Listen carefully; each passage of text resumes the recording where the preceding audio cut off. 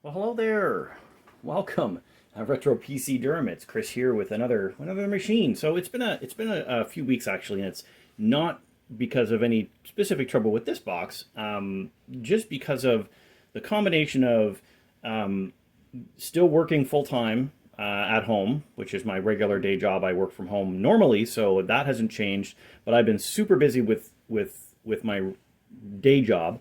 But everyone else in the house is home now as well. So there's a lot of chaos and also managing three kids in the house at the same time. I've been very busy, and between all the hobbies that I've got to keep me busy in my regular free time, it's been kind of tough to get some quiet time, as I like to call it, to sit and record something. So taking a look at this box here, this is a fun machine that we had here. This clone PC, or I don't know if you call them clones anymore, but this Venture PC. I'm assuming Venture was the computer, maybe local computer shop that made this. Who knows if they're even still in business. This case, none of the components that are in this case now actually came with it when I picked it up from the person who donated it. They donated 2 or 3 machines, of which were in various states of repair and disrepair. If I remember correctly, the system that's inside of this now may have actually come from the same person, but we'll get to that.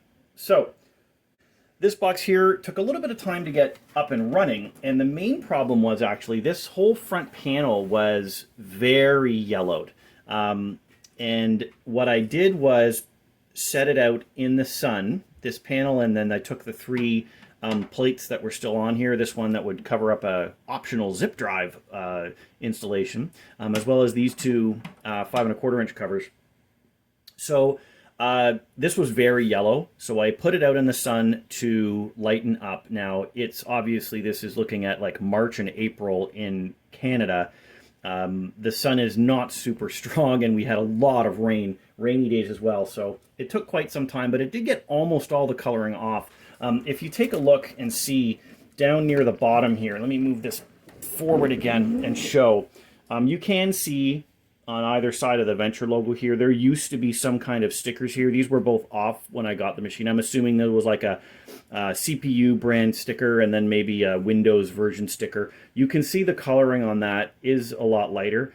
This was incredibly yellow when I got it, so it still does obviously need some work. But I wanted to get this thing ready to go out because there's so many people that are looking to pick up PCs to get them set up in their house for their kids for homeschooling and things like that.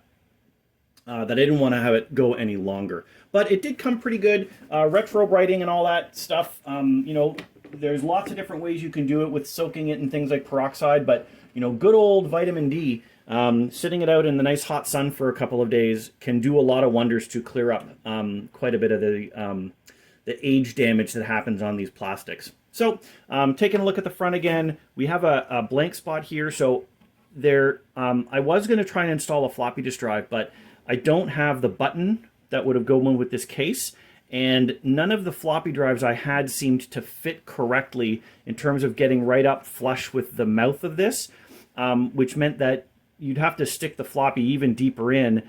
You'd have to stick something in here to make it eject, and then the floppy wasn't actually coming all the way out, so it wasn't working out at all. We got power button on here. There's a reset button down at the bottom here. Oh geez. We'll got a reset button here as well, and then 2 USB ports down at the bottom. So we had to re-glue, I think, this USB port section here, and we had to re-glue the power button and all the hot glue that I guess had been used to glue these components on it all let go and cracked away. So I redid all that as well, so these are all fresh and new and actually be able to push without pushing directly into the case. So up at the front of the system here, I've got, because I didn't have slots covers for these, I had to put something in place, so I put these optical drives in. There's a multi-burner and then a CD rewriter. So, you know, this is kind of old school. Not many people are going to be using this at all anymore, but I needed to put something in this place, and I didn't have a like generic DVD-ROM drive, which I would have paired with the multi-burner to go with, so I took what I had available, and that's what we're going with. So, if I switch around to the back now,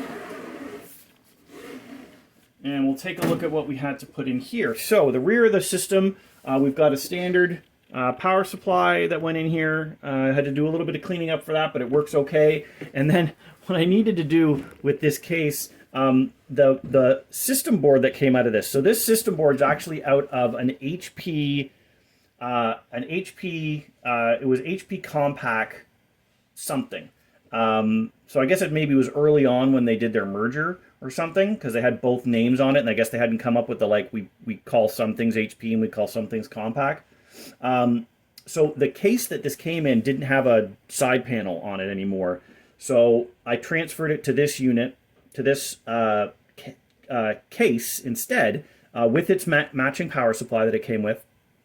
But the case that it came with had the faceplate for the motherboard built into the back of the case. And it wasn't like, it was part of the back. So that wasn't going to work. So I had a kind of an insert here that I was able to use that backed onto this inside the HP case. That's kind of metallic-y looking. And then I had to use some duct tape to, complete it, to, get it into place so it covered up any of there was air gaps on this side and this side where the opening here for a regular faceplate was bigger than what this kind of spongy foil thing did. Anyways, it fits, it works. You can tell it's an old school system because it's still got things like a serial port attached to it. And then we've got an add-on video card here, which again, I always try to do. Usually the onboard graphics on system boards and stuff are not that great to begin with, or they use shared memory. And this system's obviously are going to be a little bit underpowered, so I don't want to use any memory that's going to be used for running Windows to run graphics as well. So a standalone graphics adapter that's got its own memory is in here as well. So we'll open up the case and take a look inside now, and we'll show you what we got going on there. Still using the old trusty junky orange screwdriver.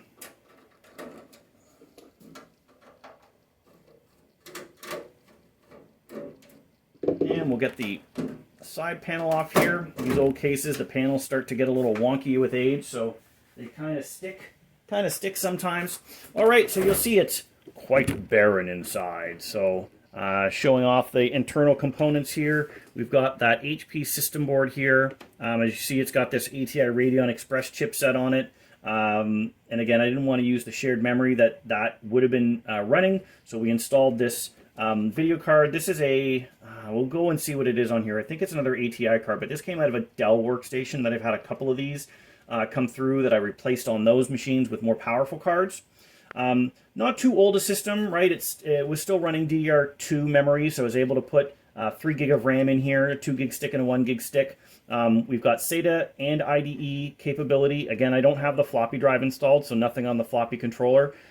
We use the IDE controller to run the 2 optical drives, and then I've got the SATA controller here going into a hard drive, and it's one of those 2.5-inch laptop drives, and I've got it actually mounted at the back. It's hard to see here, but I've got it mounted back here against the back panel wall, so it's a little more out of place. And the reason I had to do that was I just wanted to have a little bit better cable management, because you can see here the cable management's not too unreasonable considering the age of this system, right? Front panel connectors, and this just goes off to here. The power cables are mostly out of the way, so you can get access and see what's going on in the system at least. It's not great, but it's not absolutely disgusting.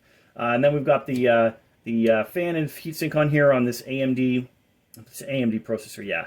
That's mounted inside the system here. And again, we had to clean all this stuff out. I cleaned all this stuff off when it came out of the old chassis that it was installed into. And then I took a couple PCI slot covers here and installed them into the gaps that were in this case when it came into my possession. Yeah, so that's the whole box there. The other thing we had to do for cleaning the system is there was some corrosion. I don't know if you can see here. There was some corrosion on the bottom of the case, so we sanded a lot of that out and got it cleaned up relatively good. So at least hopefully it won't corrode any further from where it is now. And that's it. Yeah. So the next thing we'll do is get this thing plugged in and powered on. We'll adjust the camera to go up to the screen and take a look at what I've got loaded up on the system. All right, we're all switched around here. And let's hit the power button get ourselves going. So very quiet fans. Here you see that HP logo coming up, obviously, because it's an HP motherboard. And the system's going to boot into Windows. Again, this is a spinning disk, so going to take a minute to load up. I will show off while this is loading up. So one of the things I tried to get with this is I had someone give me a while ago this keyboard, and it's a PS2 keyboard, which this one's got ports for, so it works. I got this HP Internet multimedia keyboard, and it was absolutely disgusting. Oh my god, the amount of filth that was on this. Let me switch if I can. I'm gonna move the light up here, and I can show you. Right, so it looks a little bit better now, right? It looks a little bit better now, but this thing was absolutely, literally yellow the whole way through. It was disgusting, and I can't tell if it was smoke or if it was just old nastiness, but it really smelled a lot. So I took the whole thing apart and washed everything as much as I could. And the smell is pretty much gone now. There was a couple of the internal components that still had a little bit of it, like the parts, the electronic parts that I couldn't really wash the same way. They had a little bit of a stink to them, but it wasn't like other stuff that I've had cigarette damage to it, that it felt like you could never get the smell out. The smell actually did come out of the actual plastic on this one after it got scrubbed really good. So it's fine now. I had to go online and find some special drivers to make this work kind of on Windows 10, and I'll show you what the buttons do. So some of the buttons don't work at all. On the multimedia side, so we've got volume up and down, right? And you can see it comes up on the screen here. That does work. Mute works. This music button's supposed to open iTunes. See, iTunes comes up. Doesn't open up iTunes. Maybe, I don't know if it's because I don't have iTunes installed or if it just wouldn't work at all. The eject button will open. It's back on the system, but it will open up the top, that DVD multi-burner. And these controls will work if you've got a music CD installed in there. The center keys here, connect, will open up your browser. So it does actually, it'll take a second, I believe, but I think it did open up. I think it did open up Chrome, yeah. So this opened up, but it gives an error. It takes to this pavilion.buttondirect.hp.com and a whole bunch of other stuff, which is like broken links. And pretty much all of them do that, right? Chat takes you to a broken link. Email takes you to a broken link. Shopping, broken link. Sports, broken link. Finance, broken link. We're testing out if this system can handle this many Chrome tabs.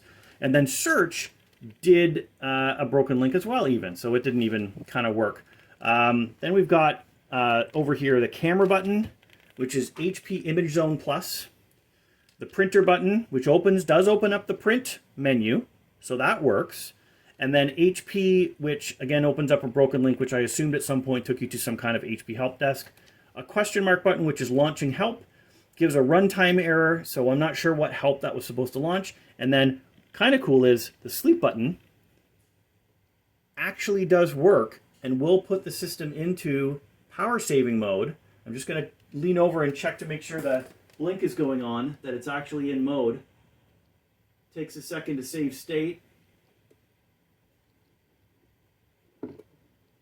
And yep, so it's in power saving mode now, and I can, by the hit of one button there, take that out of sleep mode as well. So it's kind of cool. The keyboard does, it does kind of work. It's not, super, everything works great, but most of it still works in terms of those added features. And of course, all the regular keys work just fine. So that is that, taking a look at capability. We'll look at specs now. Trusty old hardware info will let me fill you in on all of those itty-bitty speed and feed details that I didn't mention either at all or accurately when I was doing the box opening part. So, first off, this is an AMD proc, as I mentioned. So this is an Athlon 64 3800 Plus. This is a single-core system. So one of the big challenges with running Windows 10 on older machines, one is making sure you don't go too far back in the past, because pretty much anything before 2004 or 5 you're running a real risk that it's not going to work at all. But single core processors can have a lot of trouble being able to handle doing anything in Windows at all. And this system runs okay. It's not fast by any means necessary, but it's able to run, and it's running at 2.4 gigahertz, so it's okay performance. We've got that 60 gig 1.5 SATA drive installed in here, and then we've got those two optical drives. 3 gig of memory, a 2 gig stick in slot 0, and then a 1 gig stick in slot 1. And then the video card we have installed in here, again, as I mentioned, is this ATI Radeon X300 SE. So this came out of a Dell workstation. It's got 32 meg of RAM, so again, it's not much. The memory, the video card that was on board on the system was, I think, 32 meg as well, but it was doing shared memory, which again, even 32 meg worth of shared memory, I would worry about it affecting system performance. So don't take anything away from the memory. The standard memory, let it be used to run the applications. So it's not great. You're definitely not going to be getting high-end graphics out of this thing at all, but it's enough to get, it's enough to get the job done when we want to be able to get online and do something. So we do the old clever example here of showing from very basic computing. I want to go and check out YouTube and see how bad a time I'm going to have running it. And I'll tell you, it's not going to be great. It's not going to be great by any means necessary. And how do I know that? Well, you'll know that because I enabled dark mode on YouTube, which means I've been here and watched a clip or something. So let's take a look and see here. If we go to the old trending tab and we grab you can see how long this is taking, right? This is not internet speed that's causing this. This is the processor is just it's lagging to try and get any kind of work done. I'll see if I can throw Task Manager up here on the back and we can show off some of the performance as it goes. So we're pretty much going to pin the processor the entire time on this system. There we go.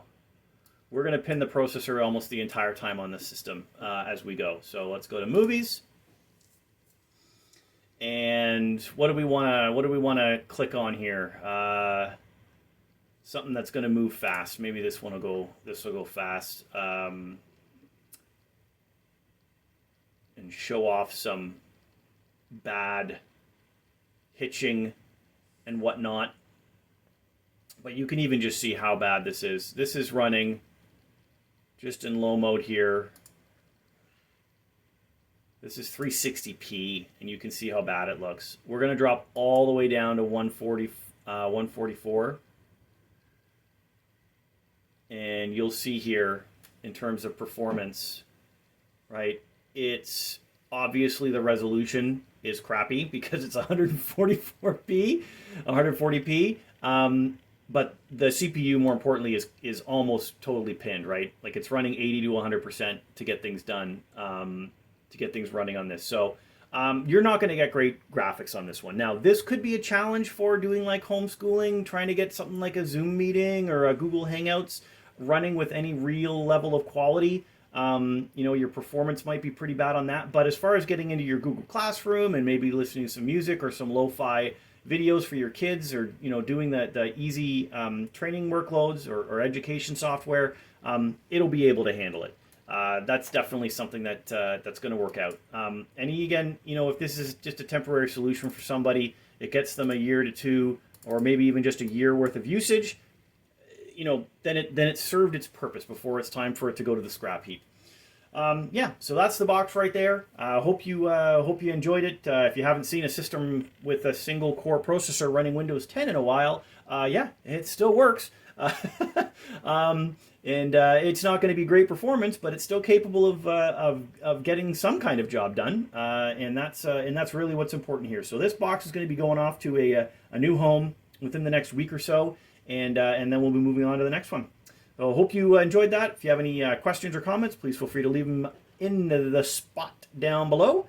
And until then, we will remind you to stay safe out there and stay healthy, and we'll catch you in the next one.